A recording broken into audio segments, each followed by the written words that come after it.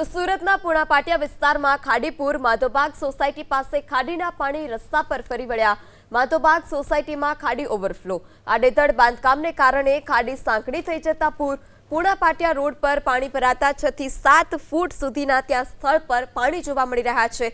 આખો વિસ્તાર કે જે બેટમાં ફેરવાઈ ગયો।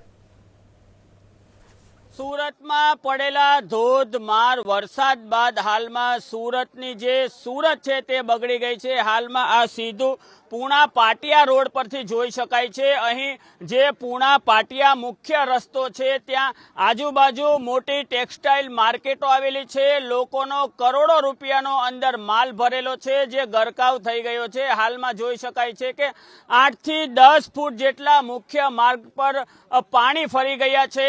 આ ટ્રેક્ટરની હું દેખાડીશ કે ટ્રેક્ટરનું જે ઉપરનું હોય છે તેની માત્ર છત દેખાઈ રહી છે। આખું ટ્રેક્ટર પાણીમાં ગરક થઈ ગયું છે।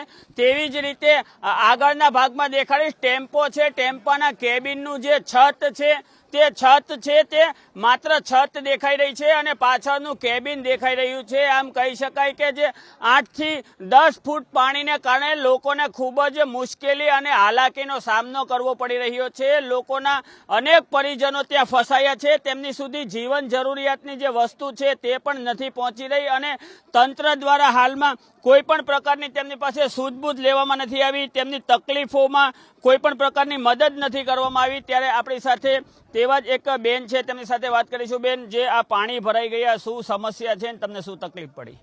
અમે છેલ્લા 4 વર્ષથી આ ધ પોલારિસ ટેક્સટાઇલ સિટી માર્કેટમાં બેસેલા છીએ। છેલ્લા 4 વર્ષથી અમે લોકો આ વરસાદનો જ્યારે માહોલ થાય છે, પહેલો વરસાદ બીજો વરસાદમાં પાણી એવરી યરનું આ વસ્તુ છે, પણ આજ સુધી નથી કોઈ એસએમસી વાળાએ આની પર કાર્યવાહી કરી, નથી આ જે ટેક્સટાઇલ માર્કેટ વાળા લોકો છે એમણે નથી। દર વર્ષે અમે હાલાકીનો સામનો કરીએ છીએ। તમે જોઈ શકો છો કે આ પાણી આવ્યું છે, આ ફર્સ્ટ ટાઈમ નથી। અમે 4 વર્ષથી અહીંયા બેસીએ છીએ, 4 વર્ષથી પાણી છે। 2-5 દિવસ સુધી અહીંથી અમને લોકોને કોઈ પ્રકારની સહાય કરવામાં નથી આવતી, કોઈ વસ્તુ નથી। કાલ રાતના અમારે ત્યાં પોલારિસ ટેક્સટાઇલમાં 200 લોકો ફસાયેલા છે, 200 ફેબ્રિઝોમાં ફસાયેલા છે। આજે સવારે રેસ્ક્યુ કરીને અડધા લોકોને કાઢેલા છે, હજી સુધી કોઈ લોકોને કાઢેલા નથી। અંદર આવવા જવાનું કંઈ છે નહીં।